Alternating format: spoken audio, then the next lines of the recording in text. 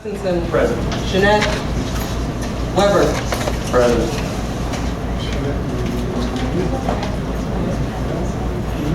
We'll call them excuse for now.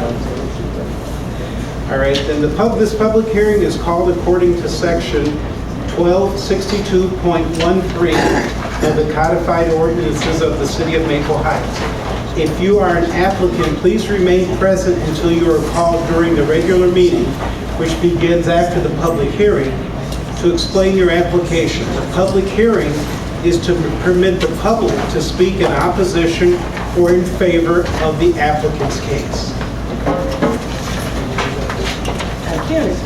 2015 PZ09, an application from Joseph Salemi of Ready Wash, Salemi and Family Limited Partnership, requesting a lot split and consolidation in an office industrial zoning district at 16501 Rockside Road, Maple Heights, Ohio.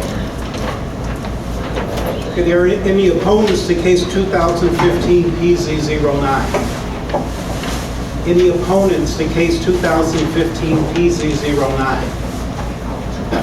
Any opponents to case 2015 PZ09? Any proponents for case 2015-09? Any proponents for case 2015 PZ09? Any proponents for case 2015 PZ09? Thank you. Next. 2015 PZ10, an application from Erica Gosa of Kiss My Grits LLC, requesting a conditional use permit to operate a fast food restaurant in a neighborhood commercial district at 5131 Warrensville Center Road, Maple Heights, Ohio 44187. Are there any opponents for case 2015 PZ10? Opponents? Okay, no. Okay, any opponents for case 2015 PZ10? Any opponents for case 2015 PZ10? Any proponents for case 2015 PZ10? Any proponents for case 2015 PZ10? Any proponents for case 2015 PZ10? 2015 PZ11, an application from W. Daniel Brinkerstaff II, requesting approval of a non-conforming use permit, I think that's supposed to be a conditional use permit, to operate an educational institution in a neighborhood commercial zoning district at 5130 Warrensville Center Road, Maple Heights, Ohio. Are there any opponents for case 2015 PZ11? Any opponents for case 2015 PZ11? Any opponents for case 2015 PZ11? Any proponents for case 2015 PZ11? Any proponents for case 2015 PZ11? Any proponents for case 2015 PZ11? Okay. Hearing none, the public hearing will be closed at 6:37. I'd like to call the public meeting for the City of Maple Heights Planning and Zoning Commission for Monday, July 13, 2015 to order at 6:37. Can you read the roll, please? Sure. Arnold. Present. Egineshi, present. Ostinson. Present. Jeanette. Present. Weber. Present. First item we have are the minutes from the Planning and Zoning Commission meeting of June 8, 2015. Any discussion on the minutes for June 8th?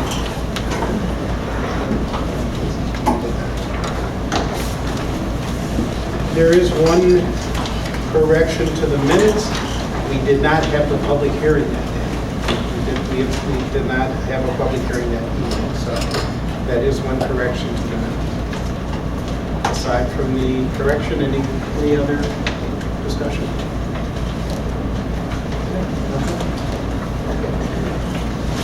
I'd like to make a motion then that we approve the minutes of June 8th, 2015 as amended. I'll second. I'll second. Sure. Arnold? Yes. Gaten-Hashey, yes. Ostenson? Yes. Jeanette? Yes. Weber? Yes. Okay, we have 3 cases for this evening and a discussion at the end of our cases regarding the bars and taverns. So, you want to read our first case? Sure.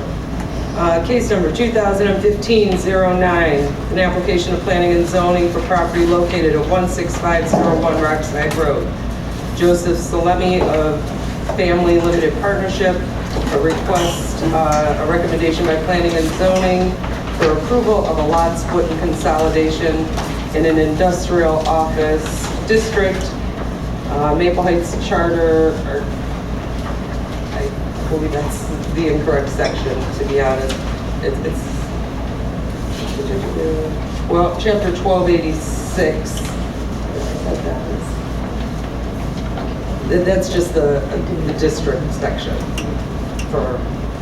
That has nothing to do with, it's the zoning district. It's not a code section that's affected. 1286 is. Good evening. I'm here for Scott. I'm Scott Norcross. I'm here for Joseph Fleming and actually Norfolk. So, Okay, need you to state your name and address for our record. my name is Scott Norcross. My address is 1501 Euclid Avenue, 6th floor, Cleveland, Ohio, 44115. It's the law firm Gallagher Sharp.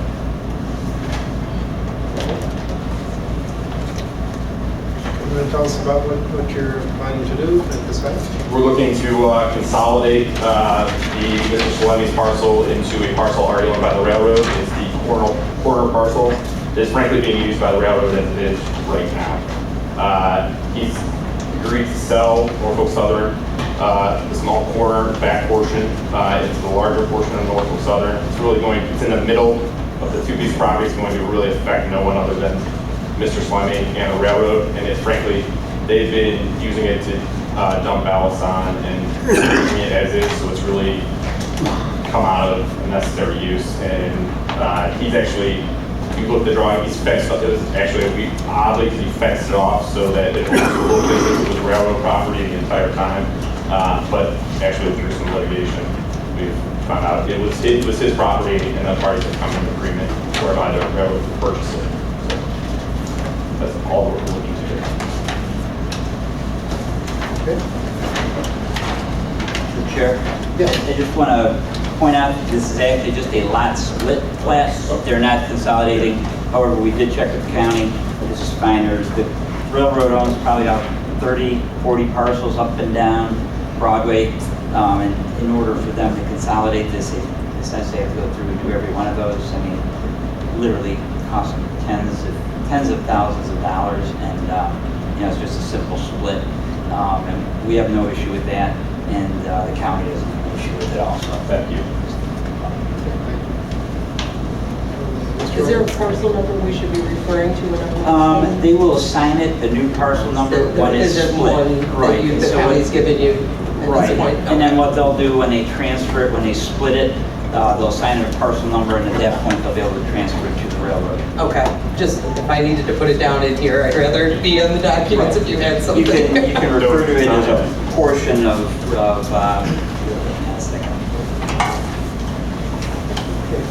Okay. Mr. question? Real quick. And then a portion of 784-1501. Yeah. Okay.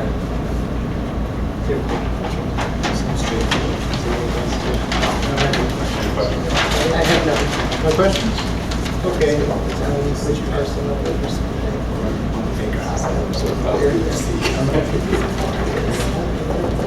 Then I would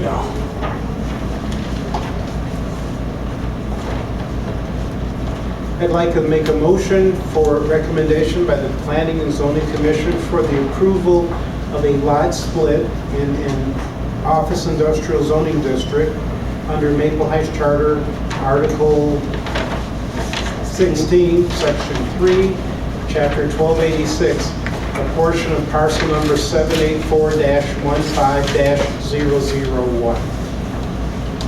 So,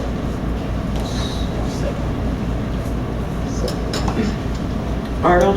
Yes. Deacon, yes. Costanzo. Yes. Jeanette. Yes. Weber. Yes.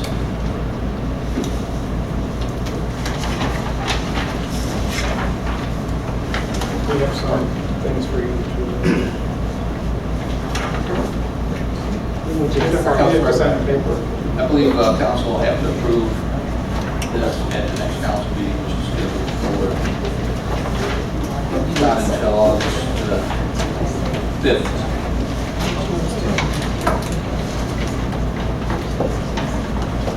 Which August 5th is the next council. Come get the pink copy. there should be. Yeah, I don't think you need to attend the council president is here. Do you think they need to attend the meeting? I could Jackie, do you think they need to attend the council meeting? I'm sorry, I can't hear you, John. Do you think they need to attend the council No, meeting? not at all. Okay. Not at all. Okay, thank you. Do you want to call the law department, get my numbers? Yeah. I'll give you a card. The day after, no. Case number 2015, application to planning and zoning for property located at 5131 Warrensville Center Road. Applicant Erica Gosa of Kiss My Grits. Request for approval of a conditional use permit to operate a fast food restaurant in a neighborhood commercial zoning district. Zone neighborhood commercial zoning, codes 127804, 126195, 1262.12. Are you there? Hi, how are you? I did really know.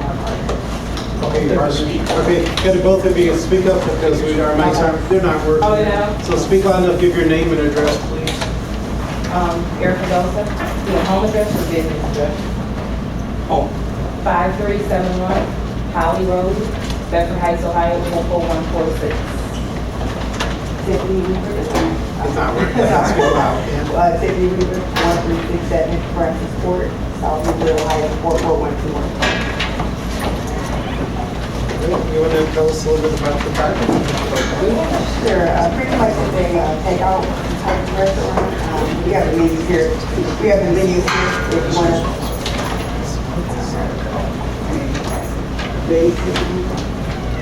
You just say I'm speaking pretty loud. Sorry. All right. So pretty much it's going to be a fast food type of restaurant. Pretty fast casual. It's going to be, sit-in. And it's basically going to be, the concept is Kiss My Grits. There's going to be a lot of different versions of meat and sauce over the grits. The choice of the salads and dessert.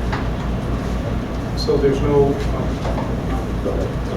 no seating. You're not going to No. have any issue. A few seatings for just waiting, maybe soups here and there, but nothing for eating, no.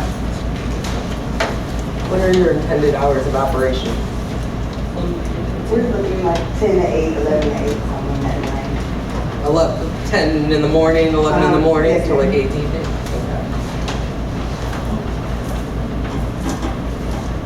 And that'd be 7 days a week? No, on Sunday, we most likely just do, so like maybe 3. Okay. So 6 days with the longer hours and a Yeah. short day Sunday. I got it.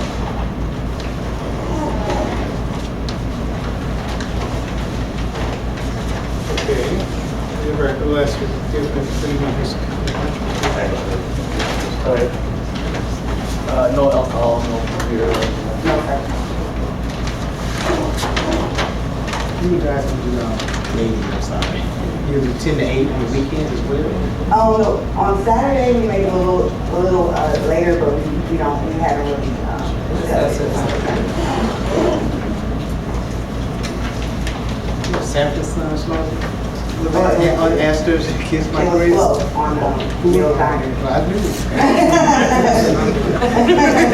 That's the first thing I thought of. Right.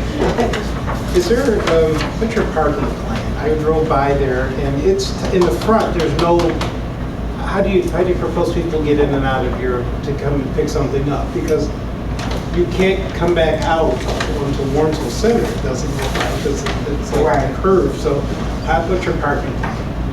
I would think that they would have to go, like off that side street right there, maybe that would be the exit, and then have like reserved parking just for our dwelling. And they would have to exit to the left off that side street, not to the main street. How many employees to run? At first, we'll probably start with like 3. Just because the parking is limited, you know, Yes, you it's guys. us and County Health, but that would be it. Is there any, you know, in the back it looks like if So there's a there's, couple back there. is there, are you able to park there? Have you talked Yes. to the landlord about that, like for employee Yeah. parking in the back? Yeah. Because I see there's like an apartment behind Right, it, right. you know. Yeah, it would be for the employees, they could definitely park back there, maybe at least 3 spaces, I think, back there. Okay. To the chair, I had that same question with respect to the parking. There are 3 existing spaces right off the Warrenville Center. And then there's the one in the back, which may or may not serve the masonry building. Unfortunately, I mean, the building's there. This is not a new building, and to be honest with you, there's really not much more you can do with on-site parking with this. It's really, you know, maxed out for me with either building, paving, or green space. And there's really no way you could add in parking, so. That's why I was coming back to my question too. Yeah. It looked pretty tight there. For the space that we have, it's a lot of, is it 6 parking spaces? It's 4 allotted, and Yeah. we were just assuming because it's a small space and they're doing carry-out business. Right. The whole plan is to get people in and out, so as quickly Keep as it possible. moving. Right. Yeah, so the little street parking, I believe on Franklin Avenue and in front, you know, it was lines there. I remember when it was a restaurant there, when it was Maple Grill or something. I actually used to go to that place when I lived on Raymond, so I think it was 3 or 4 spaces allotted, and you can pull in off of Warrensville and exit onto Franklin Avenue, and with a couple of parking spots on Franklin. And it's enough for 3 spaces in the back for employee parking, in the back of the house. So that way the employees aren't taking up the whole lot. You Right. can have that in and out going on in the Yeah. front. You know, it does show an existing garbage dumpster there and a grease dumpster. Is that new or? It's not there right now, Okay. but that would be. Because I think what that's gonna do is that's gonna wipe out a couple of those spaces. So if there's any way you can move it further out the street so that you can at least park in front of it. It Yeah. looks like you got about 12, although actually, you know what? It looks like when you close the gates, you'll be fine. So, yeah. You know what? I take that back. If you can move it back when you put your dumpster on there, if you can move it back about another 6 feet, yeah, then what you'll do is when you push back, when you close the gates, you'll have enough room where you're not overhanging onto the sidewalk. Yeah, I think. You see what I'm saying? I think, yeah, I understand. I think the architect overcompensated for the space for the grease trap too. Yeah. It's the same size of the garbage dumpster, and that's As not long going to be the as, case. as long as we can have 18 feet Yeah, from the fence to the sidewalk, so that, you know, we don't have an overhang, you know, in case somebody riding a bike or whatever up Okay. and down the street. So All right. if we can make a note of that, you know.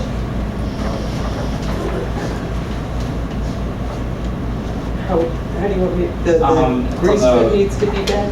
The enclosure for the garbage dumpster and the grease trap, or the grease dumpster, needs to be, now you could actually shorten up the enclosure too. But Yeah. from the fence enclosure to the sidewalk, minimum of 18 feet. Okay.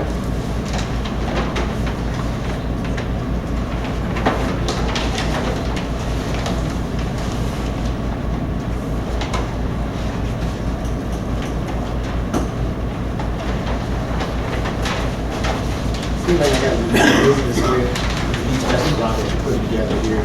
You're operating on, your fast food, Not that for catering, but you do catering?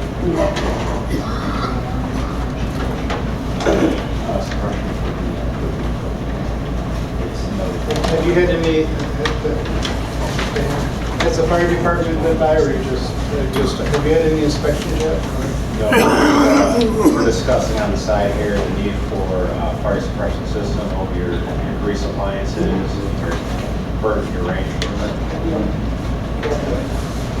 Chairman, why would you say subject to approval by your engineering and building department? Definitely. And I'm assuming since the landlord's here and talking, he's in agreement with renting you space to operate a restaurant. Yeah. So just to give you a quick summary, I just recently purchased a property, and the plan is to totally develop the property, obviously up to code. We're going to take care of all that, everything. The building, the last inspection was in April. I have a list of all the violations that have to be taken care of, but we're going to obviously go beyond that for the restaurant. So this was the first step. If we can, then the architect will, take everything that you're giving us in consideration, and we'll put that together and start working towards taking care of all the violations, the asphalt concrete work on the outside of the building. The building needs a new roof for the residential part and the commercial part. We'll start that process as soon as possible. Frontage, the windows, doors, glass, everything. The point was we wanted to make sure that we were able to put a restaurant there before we start renovating the place for a restaurant. Because that would have changed plans if we wasn't able to do a restaurant there. Your name for the record? Sorry. All right, my name is Akeem Alafane, and I'm sure she's gonna need you to spell that. okay. A-K-I-N, first name, last name, A-L-A-F-I-N. And the company is Three Black Knights Real Estate Investments. And the address is 2400 Orange Avenue, Suite 5306, Cleveland, Ohio, 44101. You had mentioned there was a restaurant there before. It was. Now, do you know at that point when that restaurant left, was there anything else in there that just stayed vacant for a while? I believe it was vacant. The last restaurant was there was a while. I mean, it's. So is the occupancy still good, or is that something that's going to have to be reevaluated with the new tenant since it's been closed? Occupancy remains the same as long as there hasn't been any change. So, but as nice as these drawings are, they're not complete for a commercial building. So we'll need a complete set of electrical, mechanical, plumbing drawings. Right. Submit those to the building department for approval, as well as any other architectural or building code changes that you would make. Okay. So that could be part of the approval. That was our main concern because of the time of when the last restaurant was there. Now, we just wanted to make sure we didn't have to go through rezoning. The business that was there. Not from the building department. Okay. So then I would like to make a motion for approval of a conditional use permit to operate a fast food restaurant in a neighborhood commercial zoning district under chapters 1278.04B, 1261.95, and 1262.12, with the following conditions: enclosure for dumpster and grease container to sidewalk must be a minimum of 18 feet. So, from the back of the sidewalk. From the back of the sidewalk. Right. And again, we'll pick that up when they revise the site plan. From the back of the sidewalk, subject to the approval of the city engineering department, the fire department, police department, and the building department. Now, when you say the back of the sidewalk, the inside of the sidewalk. Well, I'm not an architect on this, so you would probably have to work with the engineering. But I just wanted to ask because they're going to give the architect that information when you come on. Have them call the building department, have them call the people here and they'll tell you exactly what they mean. I can't tell you from the front or the back of the sidewalk. Okay, one other thing, your address, you listed as a post office. We need a home address. A home address for our company? Which one of the owners should I give you? Or your business address? It's an LLC. Okay. That owns it. Okay. So, is there a second to the motion? I'll second. Arnold? Yes. Egan, yes, she yes. Osmondson? Yes. Chanel? Yes. Weber? Yes. I need you to sign some paperwork here. Good luck, congratulations. Thank you.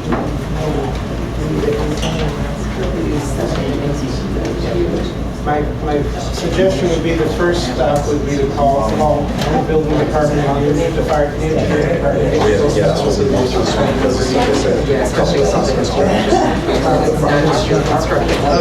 We're there every day.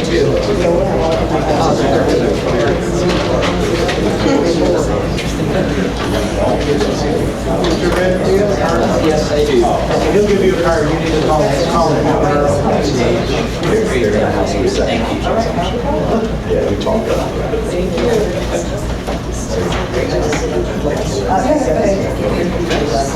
Case number 2015-11, application of planning and zoning for property located at 5130 Warrensville Center Road. W. Daniel Brinkerstaff II of Ubiquitous Design Limited, approval of conditional use permit to operate an educational institution in a neighborhood commercial zoning district, chapters 1292, 129203, 126139. And this is the one I believe that's written wrong. It's not a non-conforming use permit, it's a conditional use permit.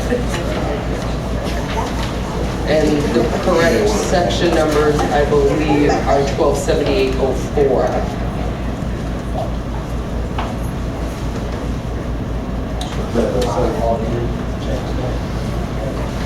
Hmm? 127804, letter I, capital I. That's for conditional use of an educational institution in a neighborhood commercial zoning district.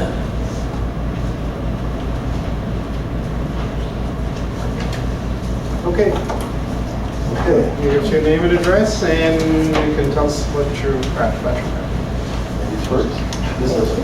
I'm sorry. All right, my name is April Hart. I am the Executive Director for the Capella Institute. I am going to pass you around the documents that were requested of the school so that you'll have those before you when you are listening to our testimony and reviewing our application. The school is formerly a school that was the Life Skills Center of Summit County, operating since 2002 in Akron, Ohio, off the Roman Road.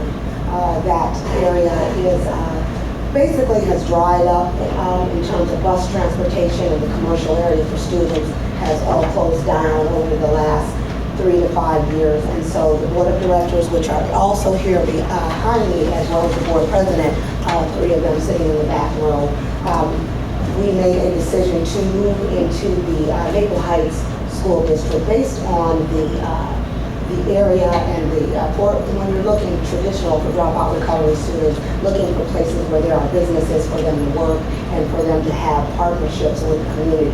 We found this to be a district next to challenged school districts such as Garfield. And then there is the Cleveland School District as well. So those are areas that are challenged districts as well as Maple Heights. Cleveland is very oversaturated and does not have that high need to service the dropout recovery students. So coupled with the bus route, the location, and some of those things, we are requesting to open up a facility to challenge those students in this district, and I will pass out what we have. Those that just the cover letter that was requested.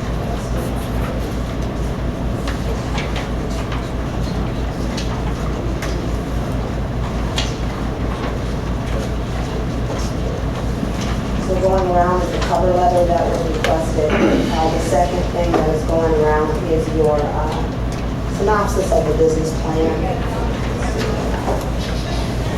5-year forecast and budget for the school, also coming around.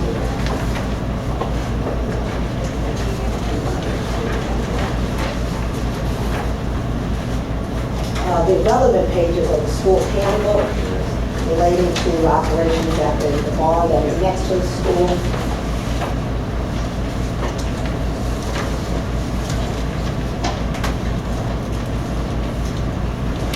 And lastly, the school calendar.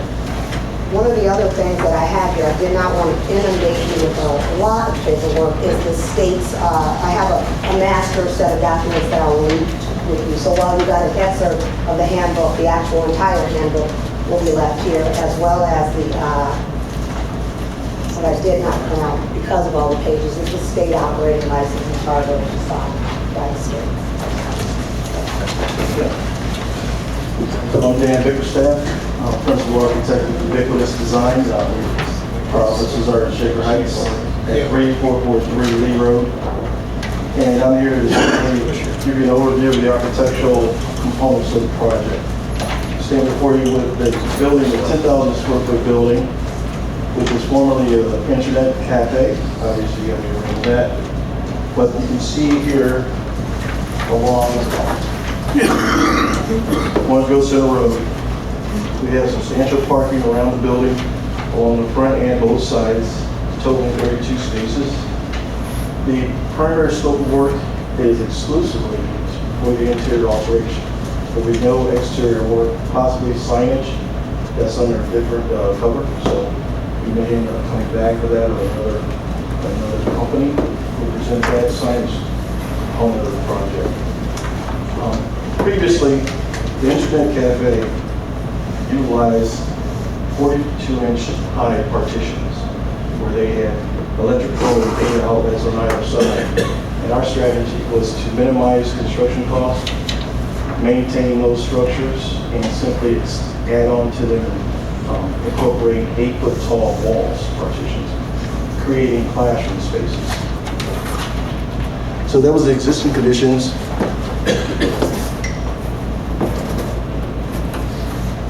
Interior space. You can see what we've done. Basically, 75% of the interior space is used for the school itself. We have a substantial storage area, existing storage area with a sprinkler system incorporated in existing. We are adding a toilet facility to be code compliant, and at this point we've received our building permit. We're just standing there and simply need your approval. As you enter the space, we have existing vestibule created.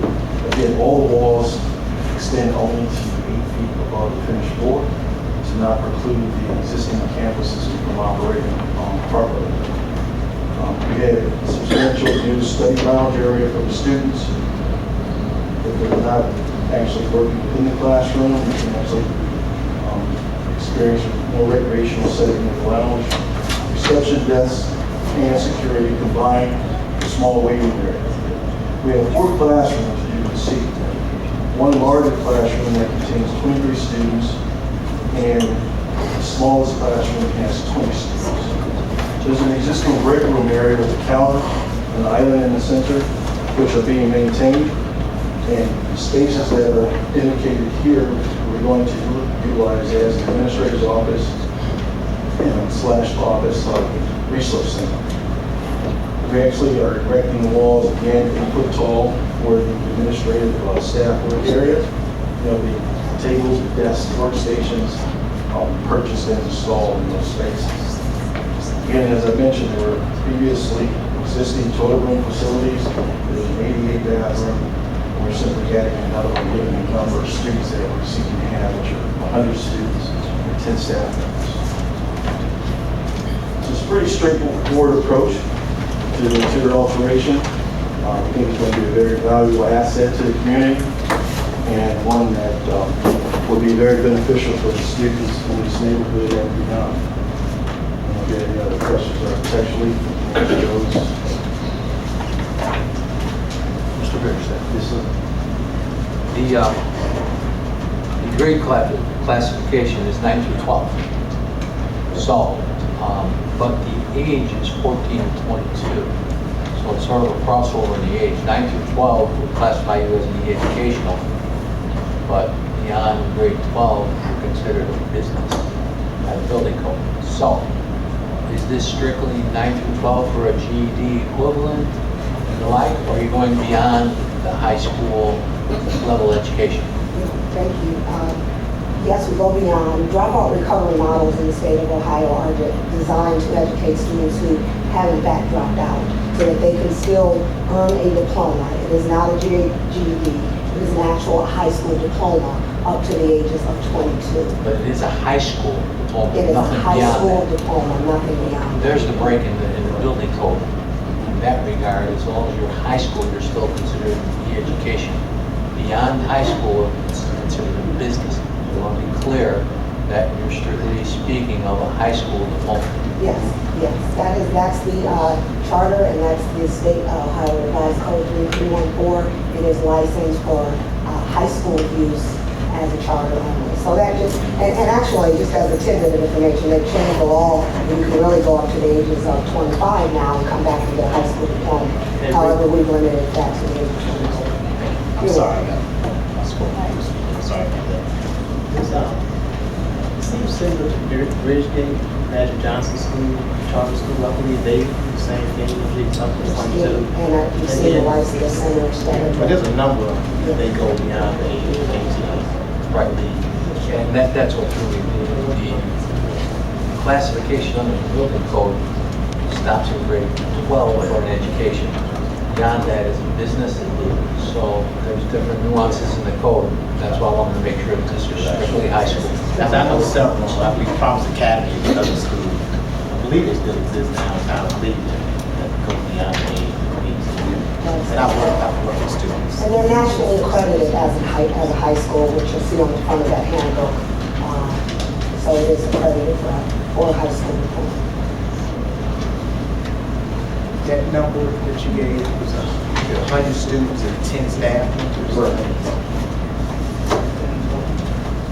There is also a model on, I think on the letter, that's the description of use, the last page of it. The last 2 pages has the number, how many staff, it's up to about 10, but you basically have your English, math, social studies, a science teacher, special education teacher, a principal, a school custodian, and that's about it. Can I ask the building department this side? Let's see on that building. There's 110 people in that small building.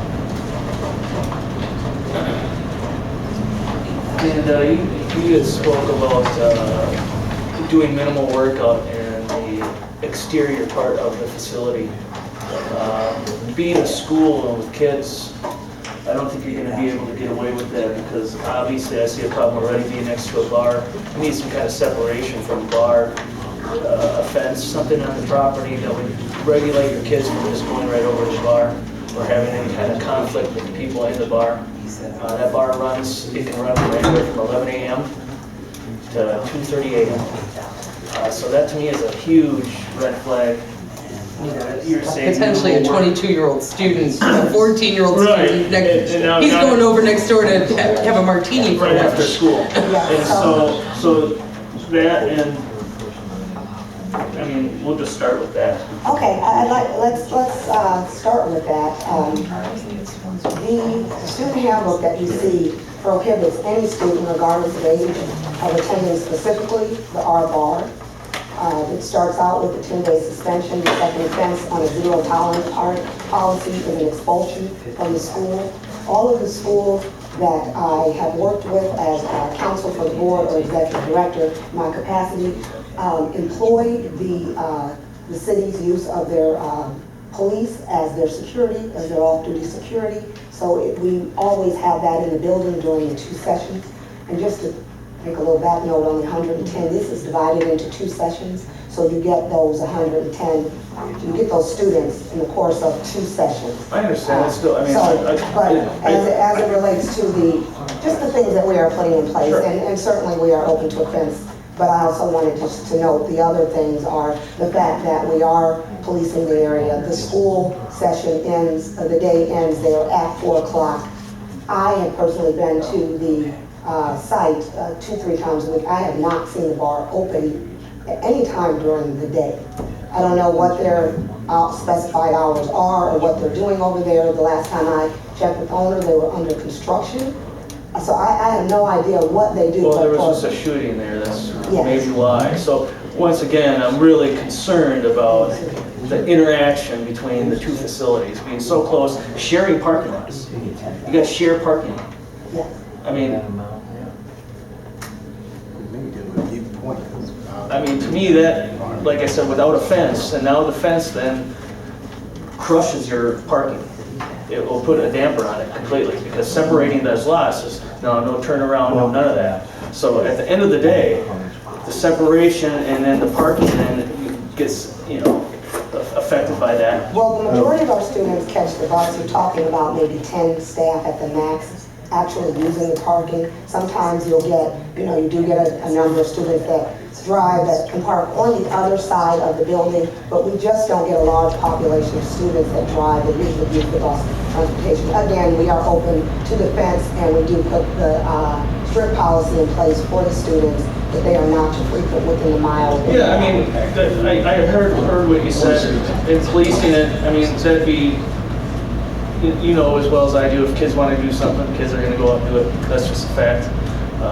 Supervised or unsupervised, that's just today's society. And I'm just concerned that you have, like I said, on top of it, you have 50 kids, 40, let's say 40 kids in your establishment from 14 to 22. That's a wide range of ages, first of all. And being that, not that they're all troubled, but some of these kids are troubled kids. That's why they dropped out. Right, and that's why they dropped out. So that, if it was just a regular school with kids that were, 80%, 50% successful, like a normal school, but these are all mostly dropouts. And I commend them to go to school. It's just being so close to that and sharing. If it wasn't sharing the parking lot, if you had your own entity and they had their own entity and you happen to be side by side, I can almost get past that. But sharing that parking lot to me is it just doesn't seem like a good fit for a facility of yours. And we will certainly speak to the use of sharing the parking lot, because we are, like I said, willing to erect something that separates us. But in my experience of doing this, when you have a off-duty police officer there and the session's in at 4 o'clock and they escort them off the premises, you can see that bar. There's no way around sneaking into it if the police officer is in fact standing outside and making sure that the students And did are you not say that you were going to use a Maple Heights officer? Yeah, we always like to use the local. I don't think that it's available. Oh, okay. Well, if not, our it would city, be from another city. So you'd have to have them licensed some way somehow. Yes. Through our. We like to start in the community Sure. using the And just for community, but that's clarification not very- on that as well, I think it's for other businesses, I believe for the schools, Maple Heights police officers, correct me if I'm wrong, do work for Maple Heights schools. For public schools. I'm not sure how they treat this is a charter public schools. school. So That's this, what she's saying, this is a public school. Charter schools are But we- public schools in the state of Ohio, so they are We have part of the to- same rights. Sure, that's what we're talking about. Lieutenant Hanson could probably speak to that. The police department can work side jobs anywhere minus alcohol establishments. And that's between 2 bars, actually, just for the way. Right. The Weave Lounge and our bar both share parking lots with each side of the building. At the back parking lot of Weave, there is a cyclone fence there, roughly chest-high cyclone fence.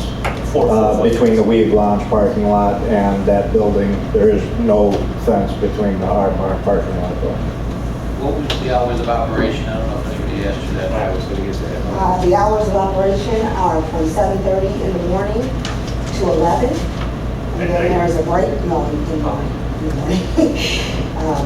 That would be hard to police. And then there is a break in the session, and then the next session is 12 to 4. So that you'd be done, everybody's gone by 4 or 5? Everybody has cleared the space by 4:15. For the 2 sessions. I did mention that there were stipulations in the application process that precludes anyone from visiting the bar during school hours or at any time. Yeah, that's in the student handbook. I think I attached the last page of the handbook where they have to sign off on that. And, if they do it, then they're out, so. Well, you said the first time is not your out. The first time is a 10-day suspension. Yeah, but I'm saying if you. I know, but I'm just clarifying that out. You're out for 10 days, and then you're out as exposed. You're out of the building. Well, when I have 0 tolerance, it's 1 and you're done. So you said 0 tolerance. I just wanted to clarify what the 0 tolerance Well, is. these are kids, we do want to educate them on. No, I know, It's not a goal just to but at the end of throw the day, them. but at the end of the day, that was my concern right there. Yes, yes. I mean, that's not something that we are, I just want, the commissioner to know, that's not something that we take lightly and that we're just we are putting everything in place to make sure that these students do not go over there. And it is visible. It's not like something that's in the back of the building, you can hop over the fence and sneak to, and we don't see it. You have to go out and go into that place. Sure. And we take our job very seriously. That's why we're asking the tough questions that nobody wants to ask. So at the end of the day, you know, you're in between two bars. There's no separation from the bars to your facility. Once again, the age group, you know, you can talk all you want, but at the age group of that particular age, it's not 22 to 29 college students that have a good head on their shoulder in a direction they're going in the right way. You know, these are troubled kids that aren't not going, not all, but most are troubled kids not going in the right direction. So I just want to say that to the board and let everybody know that that's the uphill battle you're fighting. Okay, thank you, I appreciate that. Also, I'm not sure, I know that across the street there was formerly a barber college that did have some students there that were not, obviously not 14, but, you know, did not have any issues going across that I am aware of to the bar over there. And those were students that are 18, 19, Bigger concern of the 14-year-olds. Yes. Yeah, You're dealing with a younger age group, correct? You know. And you said it yourself, The barber minors. college. Yes. There's a reason why college is behind that word. Also in that establishment, there was a daycare operation and facility as well at one point. Now, obviously, I don't think you have concerns about 3-year-olds running over there, but I do want to say that that area has been an area where people have educated students from all different ages. So we are hoping with that safety plan in place that we can make that work. You know, I think it's a difficult argument because you are between two bars, right? The issue at hand and what we're trying to do in the zone, we would rather you be there than the two bars. Okay, I mean, that's 100%. That's the big picture, okay? And I'm not even sure if we bars we even operate. I'm not sure. I know from the last time we met, they're not even operating at the hour that you guys are operating. I'm not sure. Started last. So I don't think weeds is really an issue. And I'm not sure the status of the art bar. But at the end of the day, we would rather have you there than the bars. But I understand what my colleague is saying. He's concerned about the safety. The bars are already there. You weren't first. The bars are first. So you're. Can I ask, does anyone know, I have never seen the weed bar open. And I think the weed bar is not going to, 10 p.m. no to issue. 2 a.m. Okay. That's not The weed bar. the hugest concern. It's the bar. Okay. Being sharing that adjacent, even though Weaves is behind the mall, at least it's kind of out of sight, out of mind. But the R bar is right there. For this calendar, you have the 27th, you're opening? No, we are not, we don't have any use for it at this time, or we're here for that, so that date would be pushed back. We can't open until we are permitted to use the place.